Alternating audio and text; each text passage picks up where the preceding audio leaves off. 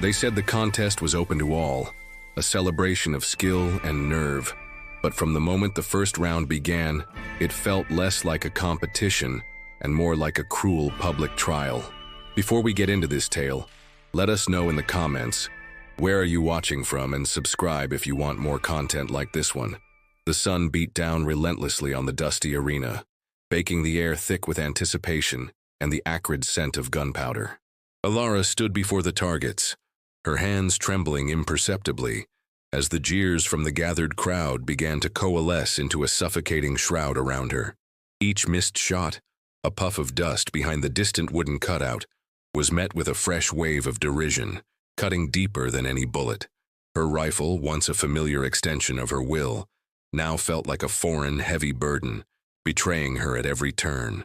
The men, their faces hardened by years of sun and cynicism, openly mocked her, their laughter echoing through the valley like a chorus of vultures. They spoke of women belonging in kitchens, not on the firing line, their words laced with the casual cruelty of deeply ingrained prejudice. A lump formed in Alara's throat, thick with humiliation and a profound sense of failure that seemed to bloom from the very core of her being. This wasn't just about winning a prize, it was about reclaiming a piece of herself, a shattered image she desperately sought to mend. The metallic tang of fear and sweat filled her mouth, a bitter counterpoint to the dry dust in the air. Every fiber of her being screamed to flee, to escape the searing gaze of judgment, but a stubborn, desperate ember flickered within her, refusing to be extinguished entirely. The targets seemed to mock her, standing resolute and unyielding just beyond her grasp, much like the respect she yearned for. A quiet desperation settled over her, a heavy mantle she had carried for too long, woven from past failures and the weight of unspoken expectations. The air crackled not just with the heat but with a silent simmering tension, a premonition of the unraveling that was to come. She closed her eyes for a fleeting second. The image of their sneering faces burned into her mind, a stark reminder of the abyss she faced. A shadow fell over the sun-drenched firing line, not the passing cloud of dust, but something deeper, more substantial. He arrived without fanfare, a man shaped by hard living and harder truths. His presence was a ripple through the gathered spectators, a hush falling over the clamor, though no one could quite articulate why. Silas, the name whispered among the curious, carried a weight of untold stories, etched into the deep, angry scars that crisscrossed the right side of his face, pulling the corner of his eye and twisting his lip into a permanent, almost pained, sneer. His duster, worn thin and faded, seemed to absorb the light, drawing attention to the quiet stillness that enveloped him. He moved with the predatory grace of an apex hunter, his eyes dark and unreadable, scanning the scene with an intensity that missed nothing. They settled on Alara, her shoulders slumped, her spirit visibly fracturing under the relentless assault of the crowd's scorn. He observed her movements, the slight tremor in her hands, the way her eyes darted nervously, not at the target, but at the faces of her tormentors. He saw the fire that still smoldered beneath the ashes of her humiliation, a defiant glint that few others would recognize. He didn't offer a word, not a glance of pity or encouragement, simply watched, a silent, unblinking sentinel. The air around him seemed to thicken, heavy with an unspoken history, a gravitas that made even the most boisterous men shift uncomfortably. His very stillness was a challenge, a quiet judgment against the superficiality of the spectacle unfolding before him. Alara, lost in her own torment, felt the prickle of his gaze, a sensation distinct from the mocking stares, something colder, yet strangely less hostile. It was as if he saw not just her failure, but the deeper currents pulling at her, the unseen wounds that bled beyond the reach of public ridicule. The sun caught a glint of metal at his hip, the polished grip of a revolver peeking from beneath his coat, a silent testament to a life lived on the edge, a life of precise movements and swift consequences. The weight of the rifle felt unbearable, a leaden mockery in her trembling hands. The next target appeared, a distant silhouette against the shimmering heat, a symbol of her crumbling resolve. Her vision blurred, not just from the sun, but from the unshed tears burning behind her eyelids. A profound weariness settled over her, chilling her to the bone despite the blistering heat. She was on the precipice, ready to surrender, to drop the rifle and walk away from the arena, from the scorn, from the crushing burden of expectation. It felt like the only way out, a desperate escape from the suffocating enclosure of failure. But just as her fingers began to loosen, a hand, calloused and firm, settled over hers on the rifle stock. It wasn't a forceful grip, but a gentle, steadying pressure that seemed to anchor her, not just to the weapon, but to the solid ground beneath her feet. She flinched, startled, her eyes snapping up to meet the unblinking gaze of Silas. His eyes, though dark, held no judgment, only a deep, unsettling stillness. The silence between them stretched, taut and charged, as if the world itself had held its breath. His scars, vivid and stark in the harsh light, told a story of pain and survival, a silent narrative of battles fought and endured. There was a raw honesty in his presence, a grounded reality that cut through the haze of her despair. He didn't speak, didn't offer a single word of advice or comfort, but his touch was a language all its own. It was a bridge across the chasm of her isolation, a quiet affirmation that she was not entirely alone in her struggle. A faint, almost imperceptible current seemed to pass from his hand to hers, a quiet strength that began to seep into her trembling limbs. She felt a spark, tiny and fragile, but undeniably present, rekindling within her. It was a foreign sensation, a flicker of something akin to hope, emerging from the very depths of her desolation, an unexpected bloom in the barren landscape of her defeat. Silas's presence was a low hum, a constant, unwavering current beside her. He didn't overtly instruct, didn't bark commands or point out flaws with condescending authority.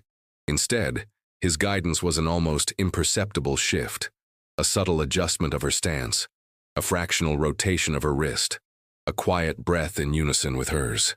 It was a lesson in presence, in the silent language of the body and the mind. He communicated through the pressure of his hand, a fractional tightening here, a gentle release there, guiding her focus away from the jeering faces and towards the distant target. He taught her to feel the rifle, not just hold it, to become one with its weight and balance, to listen to the whisper of the wind, to understand the subtle pull of gravity.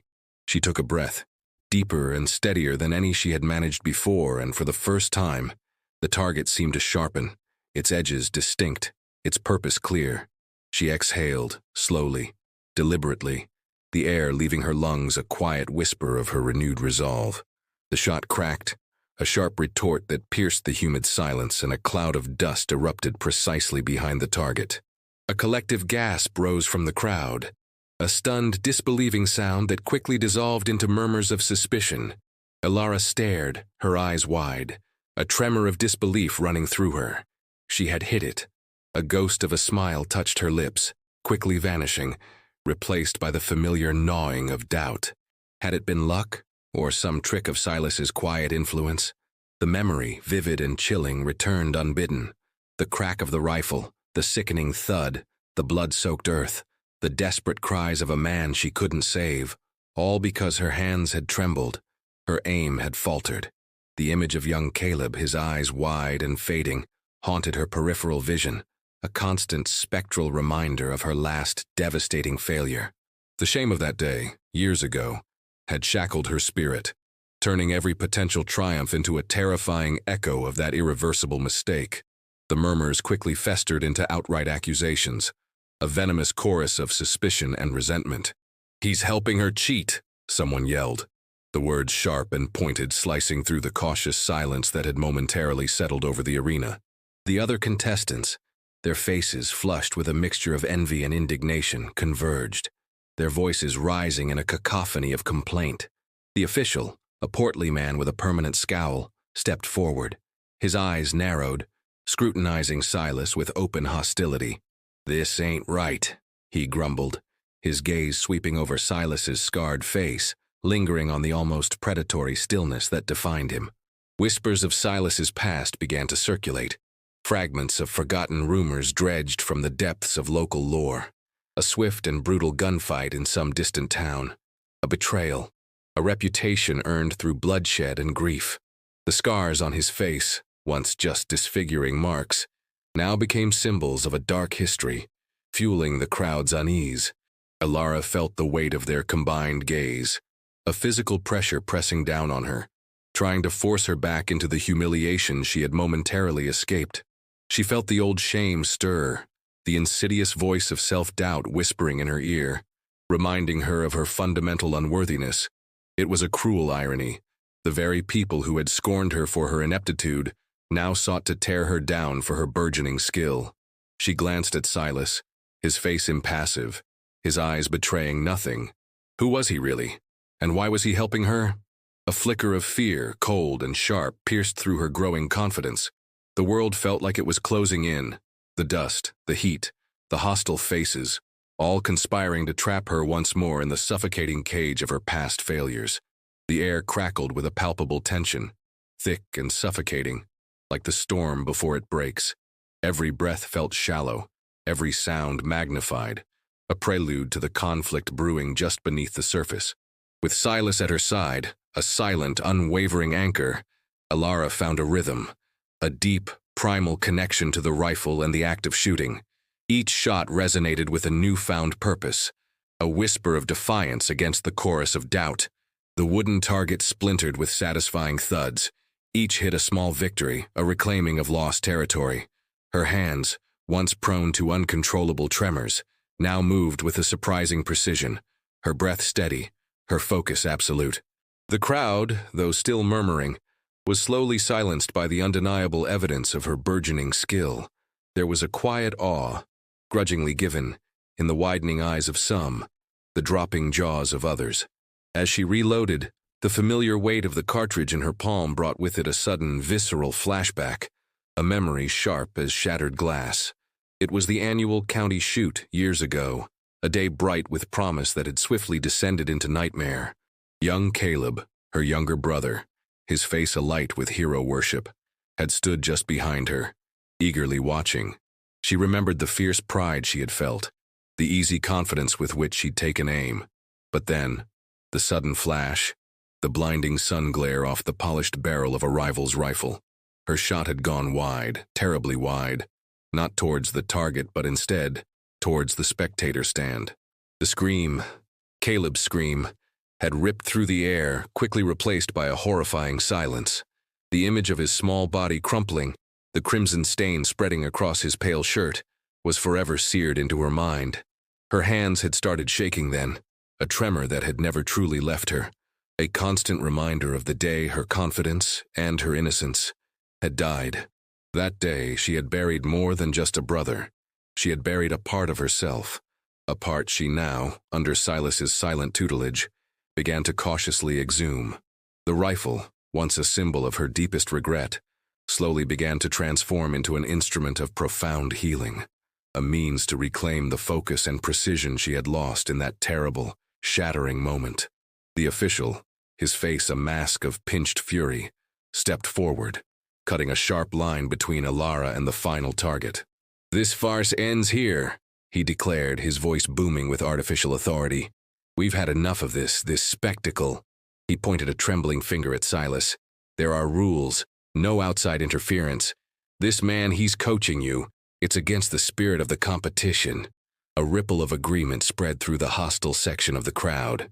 Their faces, once filled with mockery, now contorted with righteous indignation, fueled by the bitter taste of their own misjudgment. "She's cheating," one man bellowed, his accusation echoing through the increasingly tense silence. Alara felt the old paralysis begin to creep in, the familiar rush of shame threatening to engulf her. But then Silas moved. It was a subtle shift, barely perceptible, a slight tightening of his jaw, a straightening of his spine. His eyes, usually unreadable pools of darkness, hardened, glinting with a dangerous light. "She's not cheating," he stated, his voice low, a gravelly whisper that somehow carried further than the official's bluster. "She's remembering." His words hung in the air, heavy with unspoken meaning, silencing the crowd with their cryptic power. The official scoffed, but there was a flicker of uncertainty in his eyes. Remembering what? How to violate rules? Silas took a slow, deliberate step forward, his gaze never leaving the official's. Remembering what was stolen from her. What was broken? The air grew thick with unspoken challenge, the tension almost unbearable, stretching taut as a violin string ready to snap. The irony was a bitter draught. They had scorned her for her perceived incompetence. And now, faced with her burgeoning skill, they conjured accusations of deceit, unable to reconcile her transformation with their narrow-minded prejudices.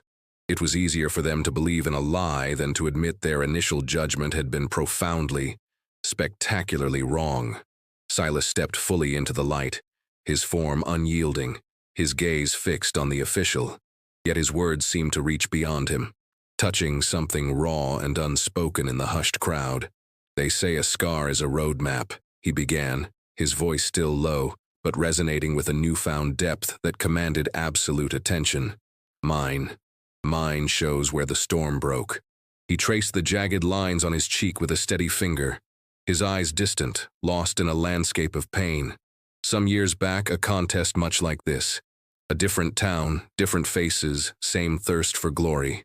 My boy, my son Micah, he was there, just like Caleb. He paused, his breath catching, the name a silent, aching revelation that bound him inextricably to Alara's deepest wound. He was quick, eager, stood too close. Another man, full of boast and liquor, rushed his shot, missed his mark, hit mine. The simple, stark words painted a brutal picture, filling the space with the ghosts of past tragedies. He was gone before he hit the dust, died with my name on his lips. His voice cracked, the raw edge of a grief long buried finally breaking through the hardened facade. I swore that day I'd never touch a gun again. For years I didn't. Every grip felt like a cold hand, every shot a fresh wound.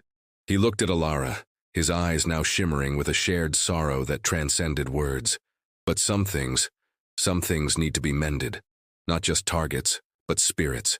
His own scars, and the story they told, became a mirror, reflecting Alara's own shattered past, revealing the profound empathy that had driven his quiet intervention. The air was thick with the weight of shared burdens, two souls connected by the brutal choreography of loss, their individual tragedies intertwining into a single painful tapestry of human fragility and the enduring, relentless pursuit of some elusive peace. This shared wound was the true foundation of their bond, deeper than any words could convey. The final target materialized, a smaller, more challenging silhouette, set against the fiery descent of the sun. The air was thick with expectation, the previous hostility replaced by a tense, breathless silence. Every eye in the arena was fixed on Alara, not with mockery, but with a palpable anticipation, a desperate need to see if the improbable could truly unfold. She took a breath, deep and centering, and for the first time felt no tremor. Caleb's ghost, once a cold phantom of shame, was now a quiet, warm presence, urging her forward. Silas stood beside her, his presence a steadying force, a silent promise of solidarity. She raised the rifle, the metal cool and reassuring against her cheek. Her muscles moved with an almost ethereal grace, each movement fluid, practiced, perfected not by countless drills, but by the raw crucible of rediscovered self. The world narrowed to the bead of the sight and the distant target, the roar of the crowd, the anxious murmurs, all fading into an indistinct hum. She saw the minute waver of the air, felt the gentle shift of the breeze, and anticipated its subtle influence with an instinct born of forgotten talent. Her finger curled around the trigger, a slow, deliberate pressure, the tension building not in her, but in the collective consciousness of the onlookers. The shot, when it came, was not a sudden explosion, but a crisp, precise crack that reverberated through the valley, a single, definitive declaration. For a suspended moment, silence reigned, broken only by the sharp echo. Then the distant target, the seemingly indestructible silhouette, exploded into a shower of splinters, a definitive, undeniable triumph. A roar erupted from the crowd, a wave of astonishment and grudging admiration washing over the arena. It was a sound of catharsis, a collective release of tension and a testament to the power of transformation. Alara lowered the rifle, her chest heaving not with exhaustion, but with a profound, overwhelming sense of liberation. The sun dipped below the horizon, painting the sky in fiery hues, a dramatic backdrop to her quiet, momentous victory. The roar of the crowd, once a torturous symphony of scorn, now swelled into a wave of genuine, if still astonished applause. It was a sound Alara had never truly imagined hearing, a sweet, unfamiliar balm to a soul long accustomed to bitter judgment. She looked at Silas, his dark eyes now holding a flicker of something akin to pride, or perhaps simply a deep understanding. He offered no grand congratulations, no effusive praise, just a subtle nod, a quiet acknowledgement of a battle fought and won, not against targets but against ghosts. The victory was hers, the rifle still warm in her hands, a testament to her rekindled skill. The official, his face a complex mixture of chagrin and grudging respect, approached, the prize money clutched in his hand. Ilara accepted it, not with triumph, but with a quiet dignity, the weight of the silver a tangible proof of her resilience. Her eyes, however, found Silas's once more. The scars on his face, once a symbol of his burden, now seemed to soften, transformed by the shared truth that had unfolded. Their connection was a silent current, profound and unyielding, forged in the crucible of their individual pains and their shared redemption. She saw not a man defined by his past, but a quiet strength that had offered her a lifeline in her darkest hour. The future was unwritten, a wide-open horizon stretching before them. She knew the journey wouldn't be easy, the prejudices wouldn't vanish overnight, but something fundamental had shifted within her. She was no longer the girl burdened by grief and shame, but a woman who had faced her demons and emerged, scarred but whole. She didn't know where the road would lead, or if their paths would continue to intertwine beyond this sun-baked arena. But as the last rays of light faded, casting long, dramatic shadows across the dusty ground, she knew one thing with absolute certainty. She was ready to face whatever lay ahead, with steady hands and a spirit finally free. The dust settled, the echoes faded, leaving behind a quiet promise of a future forged from the ashes of the past, filled with the quiet hope of new beginnings.